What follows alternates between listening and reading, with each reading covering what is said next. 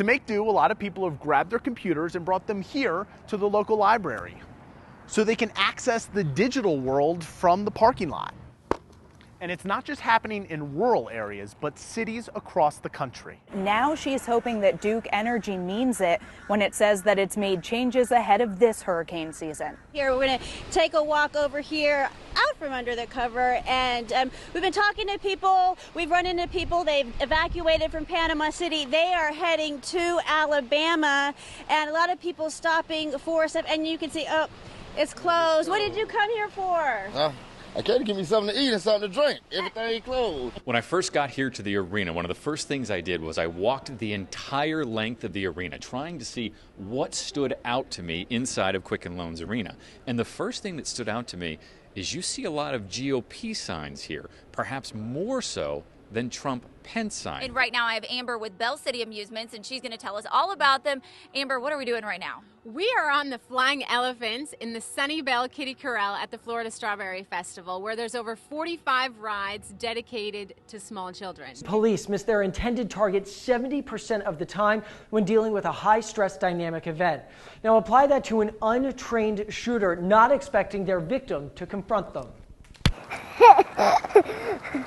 Trudging through the forest on a brisk, drizzly day, Gotta keep your underlayers tucked into your suit. these preschoolers are trying to learn. I must feel this. It's not moth. Despite the elements. We got to make sure our sleeves are tucked in, our shirts are tucked into our gear so that we stay nice and dry, so we can stay nice and cozy. Tucked between two creeks and an old-growth cedar forest in Shelton, Washington, is the Squaxin Island Child Development Center. All right, where are we? At the meadow. Here in what is known as their Saplings and Cedars classroom, Saplings! teachers focus on social and emotional development, self-regulation, and good old-fashioned tree climbing. 3 points of contact at all times. And even when the weather becomes so challenging that you can't use traditional books or tools in the classroom, the teachers just adjust their curriculum for the environment. Academically, there's really nothing different. Where the teachers inside are drawing on paper, we're drawing with sticks in the mud. Where the teachers inside are playing with slime that they made out of glue, we're playing with clay that we harvested from the creek. More than 400 nature preschools and forest kindergarten programs are now operating in nearly every state. I can climb down on myself. But this past September, Squaxin became one of just 2 schools in Washington state and the nation now licensed for full-day outdoor preschool. You're not stuck in a loud room that's 4 walls and 19 children and 3 teachers, and it's just that automatic connection, and your heart's settled, your brain's settled. For 5-year-old Rosalani, it's just that simple. I like to get wet. But she's also learned some important lessons. Be careful with some mates. Good advice, and for state regulators, outdoor safety was the most important consideration when it came to licensing. Knowing your climate and making sure that you have what you need to keep children safe. There's that saying, there's no such thing as bad weather, just bad clothing. Squaxin's first class of 13 outdoor preschoolers graduated last year and have transitioned to brick-and-mortar kindergarten.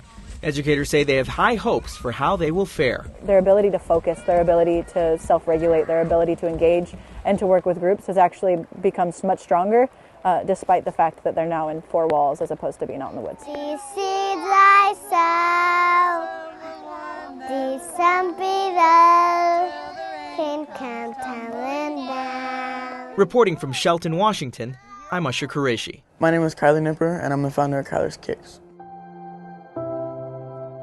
We've given away over 28,000 pairs of shoes since we started about 3 years ago. 10.5.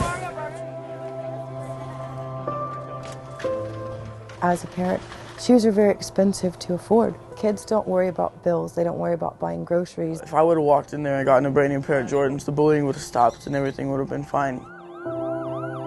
I'm stopping what happened to me from happening to anybody else.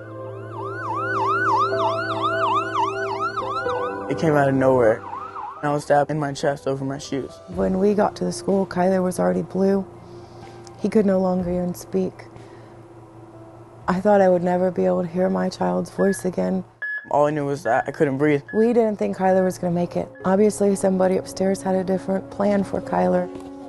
We have 1 pair It's now been 3 years. I'll wake up with nightmares or at 2 in the morning and I won't know what to do. Recently we just figured out that all you have to do is give away shoes. Kyler is literally changing the world through shoes. It was crazy to know how something so bad could start something so good. That's what was going to heal me. Did you show her this one? The fact that he can go through the stabbing, but more important than that, we've been living on streets, in a homeless shelter, in and out of weekly hotels. We lost everything when Kyler was stabbed.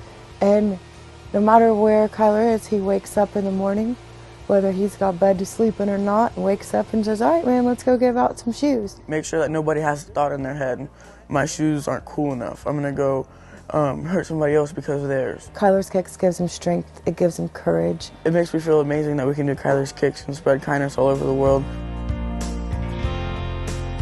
If you're ever going through any pain or you're hurting or anything, just choose kindness and do something that will help out the community. Hawaii is often thought to be a picture of paradise. And it is. But a look at Hawaii can also give us a snapshot into the dangers of aging dams in America.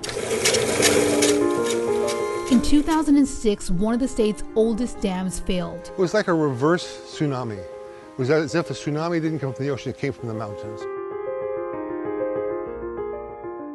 I had a hard time getting my bearings at first. Directly in the path What is it? What am I looking at? was one of Bruce Fearing's properties. And it was devastating to see the destruction that this tsunami coming down from the mountains had caused. It was shocking.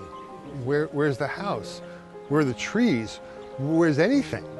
All of a sudden, you know, the police and the firemen were there and they're saying, were there people? And I said, yeah, there are people. They're living in a house right there. The house is not there. 7 people lost their lives. 4 of Fearing's family friends, his son-in-law, his oldest daughter, and his young grandson, Rowan. We found 3 of the 7 bodies and the rest were lost forever.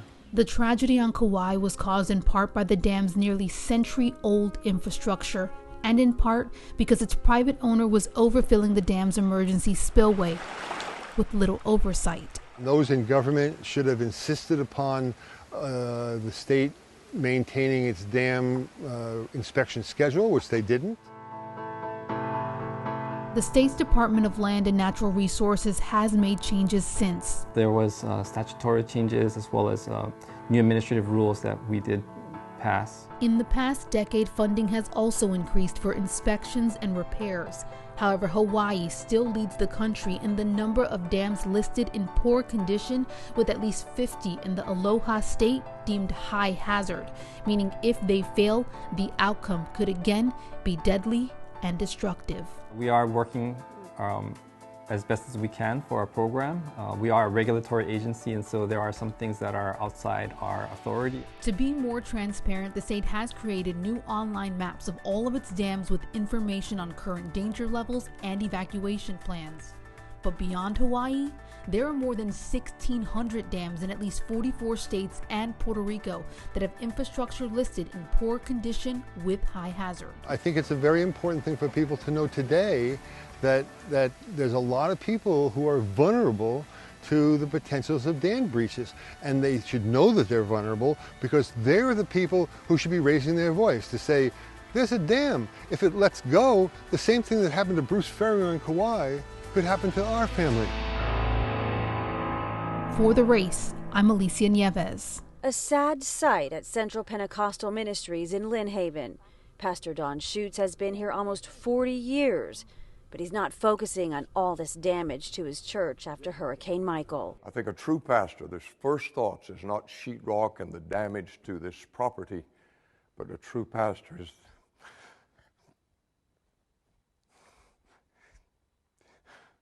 his people. Underneath all this damage, his focus, people, and hope. Where is their level of hope?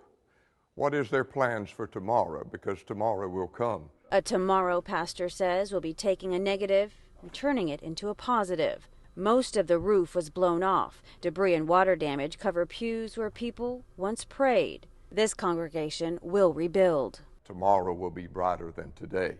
And with the sun shining on this church, Faith, surrounded by destruction, still stands. That cross screams to every human being, there is hope. There is hope. It's feeding time. Hey, the food is over here. And with 12 chickens, There's like June, Amelia Earhart, Marvel Eggstein, Miss Becky. it takes a lot of food. They love this stuff. These chickens are teaching third graders at St. Paul's Clearwater's Independent School about finance. It was like a little seed that was planted, how to make money real to 8 and 9-year-old kids. Money is going to become real through chickens. We're going to get chicken. The chicken business plan was developed. Her name is Felicia, and she's like the head chicken. Students were organized into different departments, and from research to actually building the business. The coop was 27 pages to build this whole thing. A variety of tasks to keep it going. There's like feeding, and then there's also like the collecting the eggs job. And there's like sometimes there's like hosting, where they host class and they like take pictures with the classes. And like we have to clean out the coop sometimes. They knew they wanted to create a sustainable business. They wanted to be able to sell eggs and make enough money to like buy the chicken food to keep the business going, but we needed to start somewhere. You have to have fundraisers to get the money, and you have to work hard to get it. The kids will continue working with the chickens in 4th grade and sell the eggs. Students already have a strategy. Probably advertise it around the school and have like posters everywhere. The chickens leaving a lasting impression. In the beginning, they used to like run away from us, and now they just like come to us. So to see 8 and 9-year-olds like really work together to like for one purpose and one mission was like the most rewarding thing as a teacher. It's been really cool. I never would have thought that we would be doing this. In Clearwater, Melissa Eichman, Spectrum, Bay News 9. When the equivalent to a Category 4 hurricane rips through the fabric of a city, loss is pervasive. But when it destroys the only home Matt Becker, his wife, and 3 daughters have ever known, Your new one will be a hell of a lot better than this one. loss is magnified. Watching them learn to walk, run, play, and all that good stuff that you get to do with little kids. And unfortunately, we're like everybody in the 250 square miles here that's been affected from it. When it came through on August 10th, the derechos spared nothing. Not the family's home, not their garage, not their main source of income. You know, I mean, it's just a mess. It's left Matt's dad, Steve, wondering what will come as he stands in broken fields of once tall standing corn. But we had a good crop coming. We really did. I mean, I don't know, but the biggest worry of everybody that out there is how we get through this stuff. What are we going to do? Steve's 800 acres comprise only a small portion of the 10 to 14 million the Farm Bureau estimates were either damaged or destroyed by the storm. Yes, this will have a dramatic emotional effect on a lot of producers, a lot of farmers. A toll on the men and women who were preparing to harvest come the end of September and earn back the money they had invested in this year's crop. It's going to be very difficult for us to get the work done on a timely basis, and then the frustration of everything being slowed. Iowa accounts for around 20% of the nation's corn supply. Considering its importance to livestock, meat, and ethanol, the market effects could be far-reaching. Next year's another year, I guess. Some corn is salvageable, but it won't weigh the same or produce the same quality, meaning farmers might make back a quarter of what they expected. It's just the way it is. Nothing you can do. And that's not even counting the crops that are ruined by mold or drought. I've heard 3 guys. A guy just left the yard here about an hour ago. He said, and he goes, I'm done. He goes, I'm not fighting this no more.